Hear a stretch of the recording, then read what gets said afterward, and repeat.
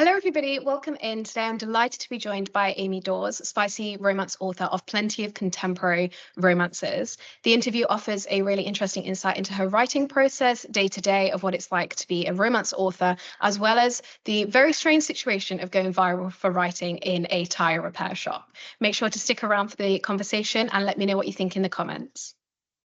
Lovely. So, welcome in, Amy. It's so lovely to talk to you today. So, to begin with, could you just tell us a little bit about yourself and about the books that you write? My name's Amy Daws, and I'm a rom-com writer from the Midwest, and I write spicy love stories. I have some that actually take place in the UK, and then as well as small town Colorado vibes. I was kind of an Anglophile when I first started writing, so I think that's where my earlier books really found their home in London. But since then, I've ventured into small town, rural mountain books. But yeah, just I love romance and comedy and combining the two as much as possible. Yeah, I've been making my way through the Mountain Men series at the moment, and I was reading it at work the other day, and they are so well written and such a fun time. What does like a typical writing day look like for you? Are you an author that plans ahead, or do you just write as it comes? I've always said for years now that my business philosophy is willy-nilly, which means every day is different. Often I'm like a feast or famine writer. I'm either writing around the clock, obsessed with it. I'll be up late into the morning if I'm flowing, or I'm not writing at all. So like I Yeah. kind of go all in with whatever needs to be done. So if it's marketing, I'm really marketing focused. If it's writing, I'm really writing focused, and everything else kind of gets forgotten until my brain can handle multiple things at once. Yeah. What's the hardest thing about writing romance for you? Is there a part of the process that you dread every single time, or do you love it all? No, I hate it all. Honestly, it's not helpful. To be very candid, it's a hard process for me. Writing books is hard, and I've written now 25 or 26 books, and every time I finish one, I'm always surprised that I figured it out. Like every book feels like I'm learning how to walk again. And I think that's just my process of getting to know characters. I like to say that I always bleed for my art because it's so hard. But I think the minute it becomes easy, I'll be worried because then I think that means I'm caring less.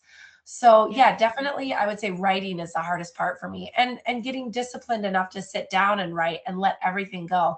I'm a big extrovert. I have a cold right now because I was just on a reader cruise, for the past week, which was so fun and so incredible.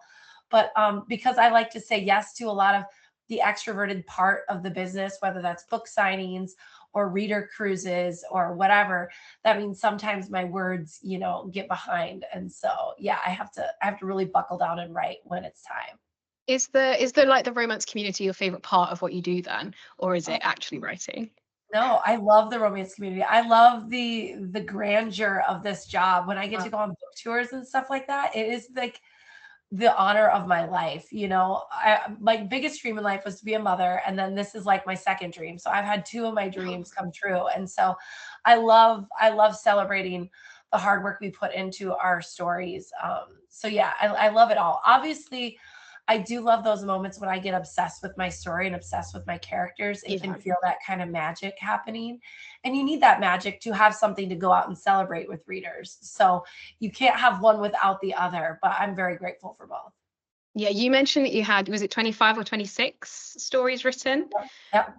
Do you have a favorite, or is that like picking a favorite child? Yeah, it is like picking a favorite child. I mean, I love all my books for different reasons.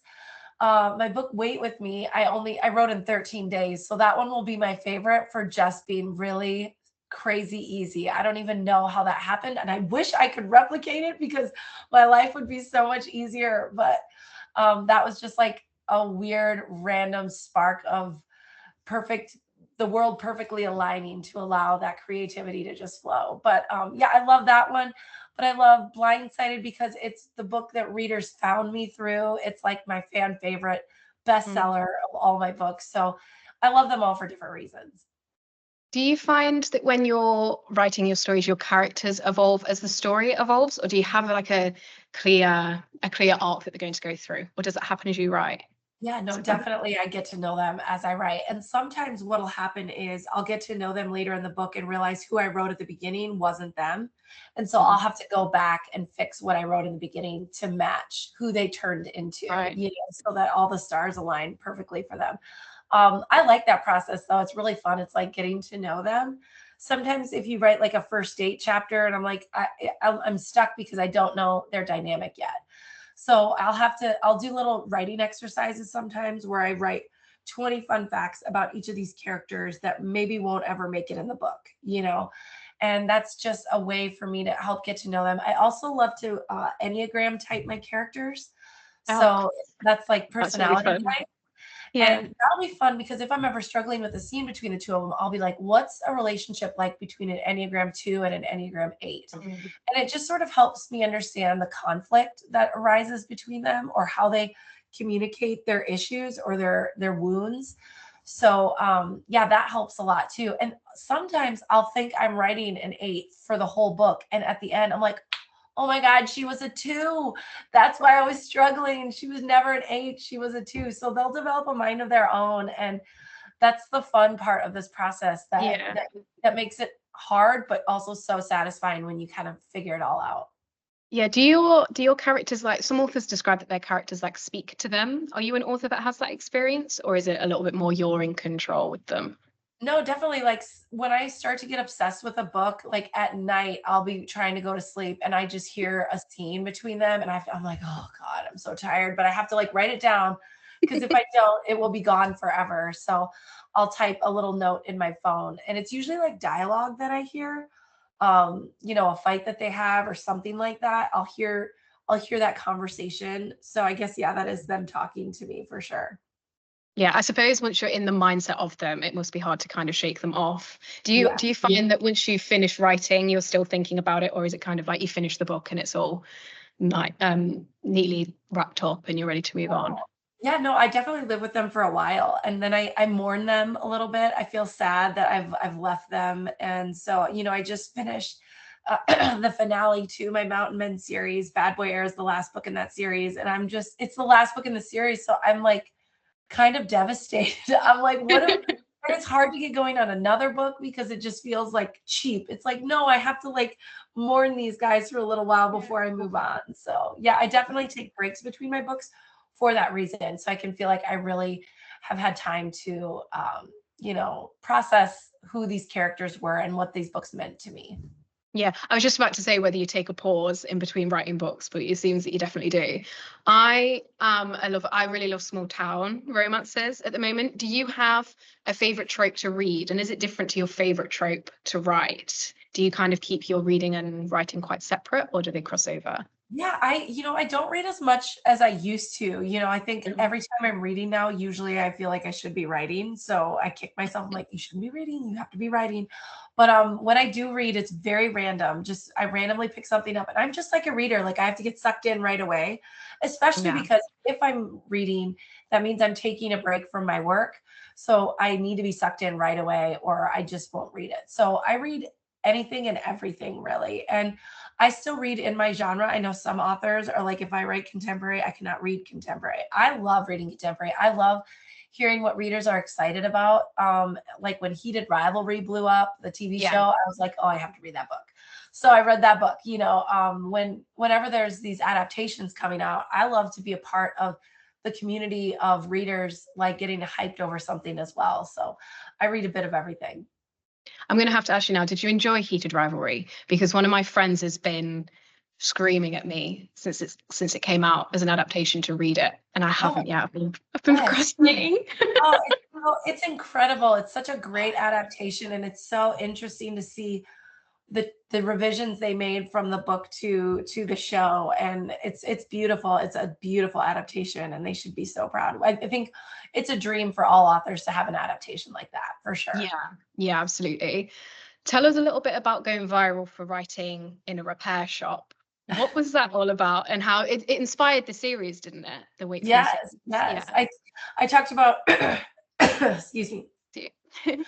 I talked about that book earlier that I wrote in 13 days, and that is the book that was inspired by me sneaking into a tire shop waiting room to write. Like, I don't know what tire shop waiting rooms and like car repair places are like in your part of the world, but some of ours, the waiting rooms are so nice. They have free coffee and cookies and snacks, and some are definitely better than others. I get tagged a lot on social media about people being like, this does not look like what I saw in Amy Daws's book. And that always makes me laugh. But yeah, basically, the lore of that is I'd finally quit my day job and was going to be a full-time writer, which was so exciting. I was like, oh my gosh, I'm going to have all day to write.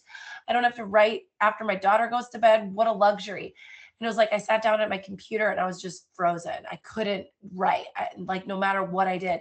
And so I was trying all these coffee shops and things like that you'd see authors online writing at and finding inspiration at. Nothing was working. And I went into a place called Tires, because my vehicle needed a new set of wheels. And so I went in there and I noticed how nice their waiting room was, and the coffee was free, and there's cookies and danishes and all the things. And I was like, huh, I wonder, I'm going to open my laptop and see if I can write here. And I could. And it was like lightning struck and everything like clicked. And so basically, I loved writing there so much, I started coming back on a regular basis. I was bringing other people's cars in for oil changes, any excuse I could do to like use that waiting room, because I'd found my mojo there.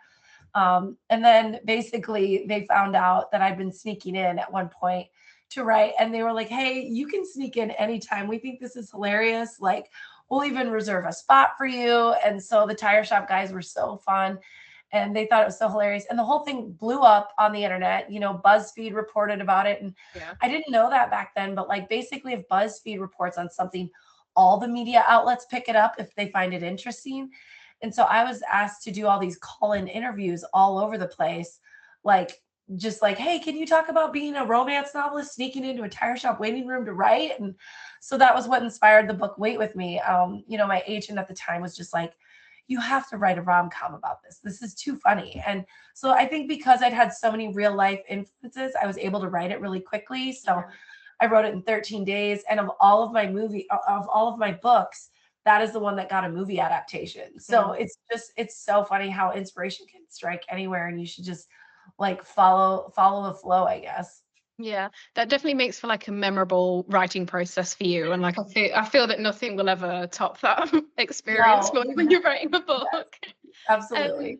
You just mentioned about your adaptations. Is there another one of your books that will be like top on your list to be adapted? And are you one of those that can like fan cast who you'd want to play your main characters? Because sometimes when I read, it's like there's nobody on planet Earth that would live up to my expectations. So as an Yeah. author, what's that like? That is so hard. First of all, I'm not very good at knowing a lot of famous actors' names. I'll be like, that one guy from that one movie, he's like tall, dark, and handsome. I'm terrible at that. So it's really hard for me to fan cast. But one of my books, One Moment Please, which is book 3 in my Wait With Me series, is optioned for film by the same company who produced Wait With Me. So I'm really excited to see what comes of that. But like, ultimately, I think my dream to have made would be my Harris Brothers series into like an HBO sports romance. It's like 4 brothers all play professional soccer in England. I'm like, let's go. Let's get David Beckham in there as the coach, and let's have So I definitely can dream a little bit. That would be a really fun TV show. I mean, Ted Lasso, is kind of, I guess they're doing a new season now, but I was like, they paved the way. We could just step right in and people would love it. So yeah, I just keep dreaming. I mean, it would definitely having an adaptation like that would definitely make football a lot fitter for people in the UK, for sure. Yeah, absolutely. Yeah, definitely would. What you can, if you can say anything, what can readers expect next from you, or are you keeping everything, all your cards close to your chest? So far, I can't announce my next book because there's a character in my Bad Boy era book that readers will meet that will be really excited to know is getting a book. There's sort of a crossover from my Harris Worlds book. So that's why we're trying to be quiet about it, because I think I'm just excited to see readers put it all together. So, but for now, basically a couple spinoffs in my Mountain Men world are going to be a part of my upcoming books. And then I'm working on a whole brand new series as well that, I don't know when we'll announce, but it's all super exciting. Very exciting. Lots to keep an eye out. Do you have, before we wrap up, do you have a book recommendation to give to everybody? Because I'm asking everybody this question at the moment. I just read Allie Hazelwood's Problematic Summer Romance, and I loved that. It's, Yeah. summertime's coming, so maybe it's a good time, but I love that. It's a huge age gap. And I hadn't read an age gap in a while like that. And so I love that forbidden nature of like, we shouldn't, but then ultimately they do. And I was like, oh, so good. I love that one. Yeah, I read that actually in summer on holiday, so it was like peak Yeah. romance vibes, Yeah. and it was such a fun read as well. Yeah, Yes. lovely. Well, thank you so much for joining me, Amy. It's been lovely to speak to you today. Thanks for having me.